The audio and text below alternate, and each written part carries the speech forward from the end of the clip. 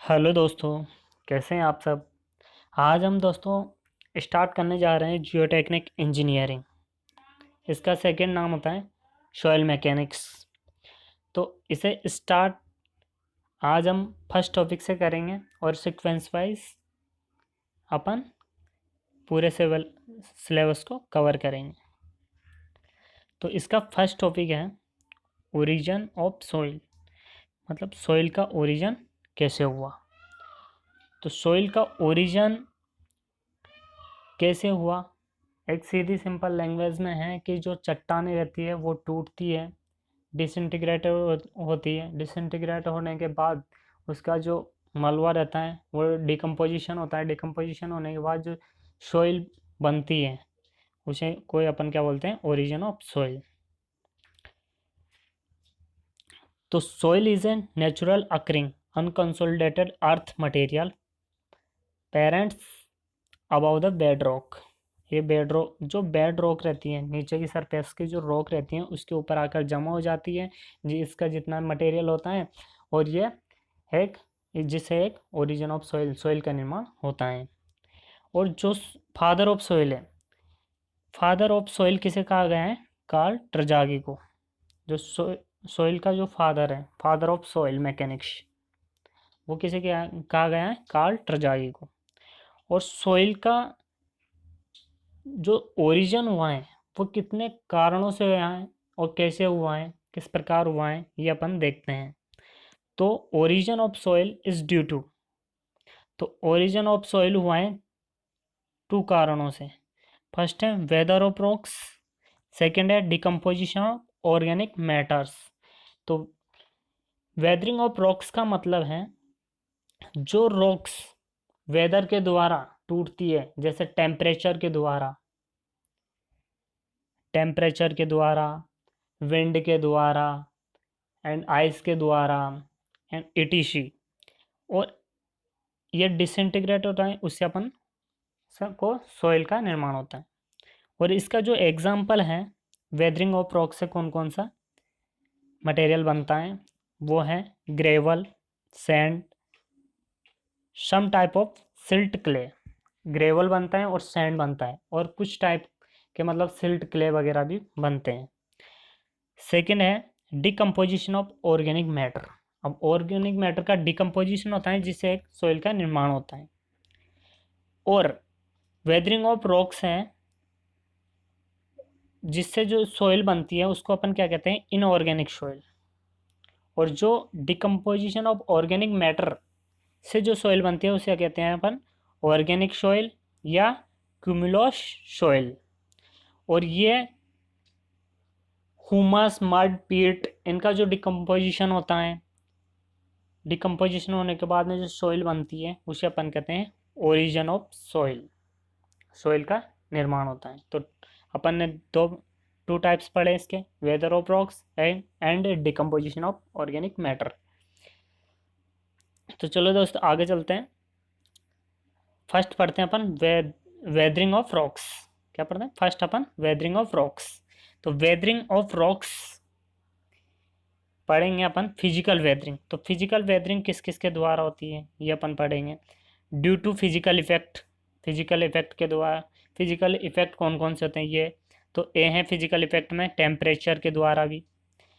दूसरा है aviation, aviation का मतलब होता है grinding action of flowing water and wind. इसका मतलब, अवेशन का मतलब है जब विंड का फ्लो होता है या वाटर का फ्लो होता है, तो वाटर का फ्लो होता है तो जो चट्टानें रहती हैं वहाँ से पानी जो फ्लो होता है उसमें जो जो चट्टानें टूट टूट कर जाती है फिर उनसे सॉइल बनती है, तो उसे अपन कहते हैं फिजिकल वेदरिंग। ये होता है फिजिकल इफेक्ट्स। और सी नंबर है splitting action due to ice rain और पेनेट्रेशन ऑफ प्लांट्स रॉक्स। तो अपना सी ऑप्शन भी splitting action due to ice rains, जैसे बरसात होती है, बर्फ गिरती है, और जो कुछ पेड़ पौधे हैं उनके जो प्लांट्स रहते हैं, पेड़ पौधे हैं, उनकी जड़ों से, उनसे मतलब जो एक्शन होता है, जैसे तो चट्टानें स्प्लिट हो जाती हैं, अलग अलग हो जाती हैं, और जिससे वो सॉइल का निर्माण होता है उसे हम कहते हैं ओरिजिन ऑफ सॉइल। जैसे फिजिकल वेदरिंग के द्वारा कौन कौन से सॉइल प्रोड्यूस होती हैं? Gravel, sand, non plastic silt.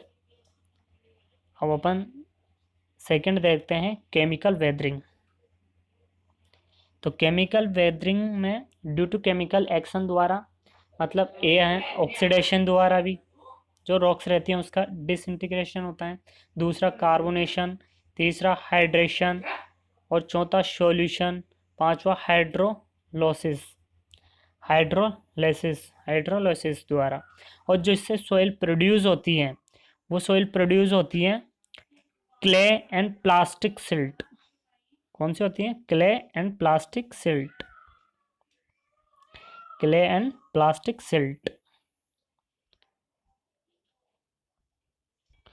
अब सॉइल के अपन जियोलॉजिकल साइकिल देखते हैं, मतलब सॉइल का निर्माण कैसे हुआ, कहाँ से आए, कहाँ डिकम्पोजिशन होती है, तो पूरी जियोलॉजिकल साइकिल देखेंगे अपन। जैसे वेदरिंग इफेक्ट हुआ, यहाँ पर एक रॉक्स हैं, ये रॉक्स हैं, इस पर वेदरिंग इफेक्ट हुआ। इफेक्ट होने से यहाँ से टूट टूट कर चट्टानें आई और यहाँ पर उसका ट्रांसपोर्टेशन होने के बाद यहाँ पर डिकम्पोजिशन हुआ। यहाँ पर डिकम्पोजिशन होने के बाद बहुत सालों तक होता हुआ रहा और यह अपहीवल बन गई, मतलब ऊंचा पहाड़ सा बन गया।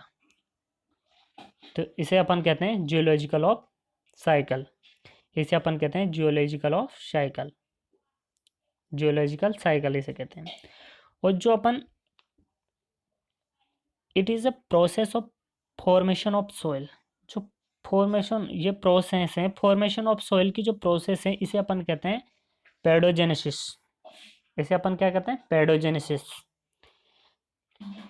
फॉर्मेशन ऑफ सॉइल की जो प्रोसेस है उसे अपन क्या कहते हैं? पेडोजेनेसिस।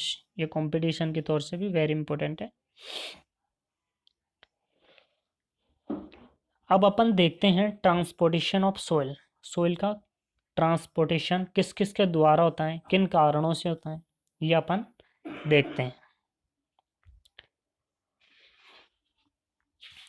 तो फर्स्ट है विंड एवलाइन सॉइल। विंड के द्वारा कौन से सॉइल का ट्रांसपोर्टेशन होता है? एवलाइन सॉइल का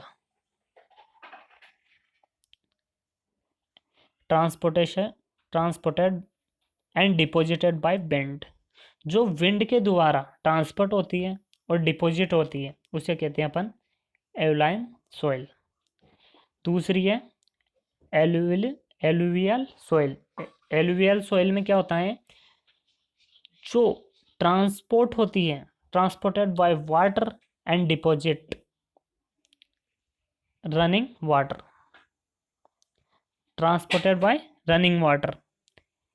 जो वाटर के द्वारा ट्रांसपोर्ट होती है एंड डिपॉजिट होती है उसे अपन कहते हैं एलुवियल सॉइल। सी नंबर की सॉइल है ग्लेशियर सॉइल। ग्लेशियर डिपॉजिट या अपन ट्रांसपोर्टेड बाय ग्लेशियर। जो ग्लेशियर सॉइल रहती हैं वो किसके द्वारा ट्रांसपोर्ट होती हैं? ग्लेशियर के द्वारा ही वो ट्रांसपोर्ट होती है। और डी है अपनी gravity soil, colluvial soil, gravity soil नहीं, कोलुवियल सॉइल। तो कोलुवियल सॉइल किसके द्वारा ट्रांसपोर्ट होती है? ग्रेविटी के द्वारा। Transported and deposited by gravity के द्वारा, ये ट्रांसपोर्ट भी ग्रेविटी के द्वारा होती है और डिपॉजिट भी ग्रेविटी के द्वारा ही होती है। नेक्स्ट सॉइल है अपन lacustrine soil. Transported by water deposited in lakes. जो सॉइल वाटर के द्वारा ट्रांसपोर्ट होती है एंड डिपॉजिट कहाँ पर होती है? लेक्स में। तो उसे अपन कहते हैं लेक्स। झीलों में जो डिपॉजिट होती हैं और वाटर के द्वारा ट्रांसपोर्ट होती है उसे अपन कहते हैं मम्मी और आखा गया लाए कोनी। आप बुझा रिचोक था आरो पूरा मेहनत पार फर गयो। हाँ यार,